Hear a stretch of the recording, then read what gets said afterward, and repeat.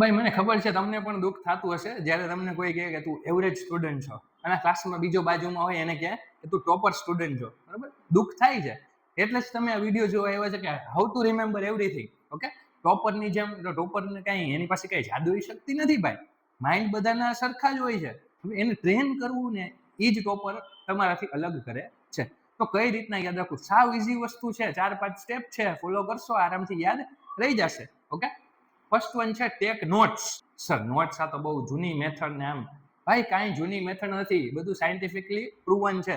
Okay, જ્યારે તમે lecture લેતા હોય ને ત્યારે જેટલા પણ ટોપિક સર કે મેડમ સમજાવે ને આરામથી નોટ્સ લેવાની. ફોટોસિન્થેસિસ વાળો ટોપિક લેવો, મેન પોઈન્ટ શું છે એની નોટ્સ લેવાની. સર નોટ્સ લઈ એના પાછળનું રીઝન શું? નોટ્સ લઈ તો તમે છે ને ક્લાસમાં રહેશો અલર્ટ. તમે ક્લાસમાં અલર્ટ રહેશો. તમારો ફ્રેન્ડ બોલાવશે ને તોય તમે ના પડે ભાઈ આ ટોપિક મિસ થઈ જશે, મને નોટ્સ લેવા દે. તમે અટેન્ટિવ રહેશો ક્લાસમાં. ઓકે, તમારું કોન્સન્ટ્રેશન પાવર ઇન્ક્રીઝ થાય, કારણ કે તમને ખ્યાલ છે જો આ મિસ થઈ જશે, સરે કીધું હતું કે ભાઈ નોટ્સ લેવાની, જો નોટ્સ મિસ થઈ જશે તો તકલીફ પડશે. એટલે તમે કોન્સન્ટ્રેશન પાવર પર તમારું ઇન્ક્રીઝ, તમે ફૂલ્લી કોન્સન્ટ્રેશન ત્યાં જ રાખશો. Okay, easily recallable. જ્યારે તમારે રિવાઇઝ કરવાનું થશે ને તો તમને ઇઝીલી યાદ રહી જશે, કારણ કે તમે તમારી જાતે નોટ લખેલી છે. ક્યાંથી નોટ લખેલી છે? તો કે લેક્ચર સર લેતા હતા, તમે જાતે નોટ બનાવી છે, એટલે ઇઝીલી રિકોલેબલ છે. સેકન્ડ વસ્તુ શું છે કે ભાઈ જ્યારે પણ ક્લાસ ચાલુ હોય, બધાને કહી દઉં છું ભાઈ, જ્યારે પણ લેક્ચર ચાલુ હોય આસ્ક ક્વેશ્ચન્સ. શું કામે ક્વેશ્ચન પૂછવા જોઈએ? જ્યારે તમે રિકોલ કરશો ને ત્યારે તમારા માઇન્ડમાં આવશે કે આ ક્વેશ્ચન પૂછો તો આ ટોપિક માટે પૂછો, એટલે એ ટોપિક પણ તમને યાદ આવી જશે તમે જ્યારે રિવાઇઝ કરવા બેસશો ત્યારે.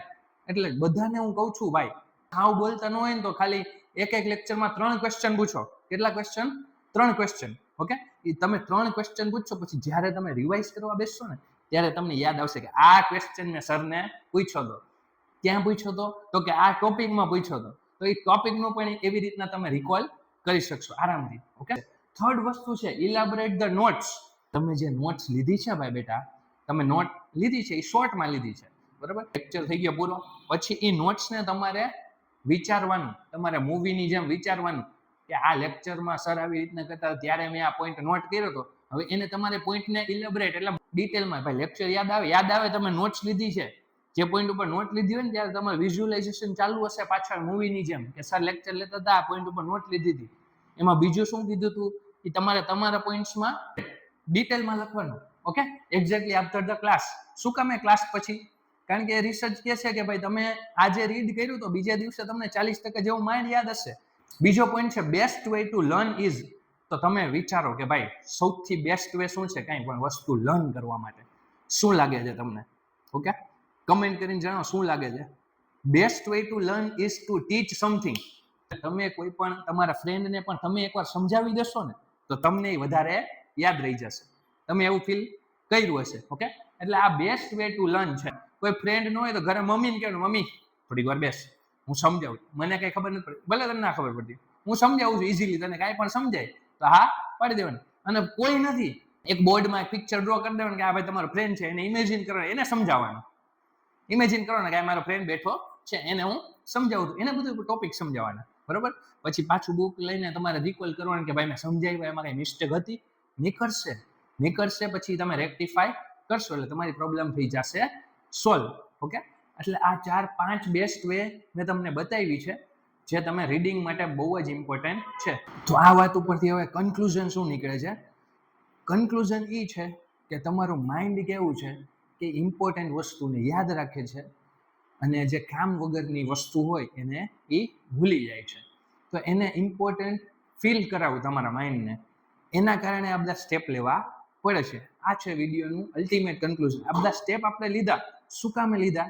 આપણા માઇન્ડને ફીલ કરાવવાનો છે કે જે તમે ટોપિક રીડ કર્યો છે એ તમારા માટે ઇમ્પોર્ટન્ટ છે. કઈ વેઝ થ્રુ આપણે એને યાદ દેવડાવી છીએ? પહેલા તો નોટ લઈને, બીજું ક્લાસમાં ક્વેશ્ચન પૂછીને, ત્રીજું એ નોટને ઇલેબોરેટ કરીને, ચોથું થોડાક દિવસના ગેપે રિવિઝન કરીને, પાંચમું તમે એ same to same topic easy વેમાં તમારા ફ્રેન્ડને સમજાવીને. ઓકે, આ બધા વસ્તુ એક જ સિગ્નલ આપે છે બ્રેનને કે આ જે વસ્તુ આ કરવા માંગે છે એ વસ્તુ ઇમ્પોર્ટન્ટ છે, એટલે એની પાછળ આટલી મહેનત થાય છે, એટલે તમારું બ્રેન ઇઝીલી યાદ રાખવા માંડે છે. એને આપણે કહી દીધું કે ભાઈ આટલી બધી વસ્તુ આમાં માણસ ટોપિક પાછળ કરે છે, એનો મતલબ બ્રેનને ખબર પડી જશે કે આ વસ્તુ કેવી છે, ઇમ્પોર્ટન્ટ છે. તો ભાઈ હવે તો આવે ને યાદ રાખી લ્યો. સમજાઈ ગયો ટોપિક? Good bye.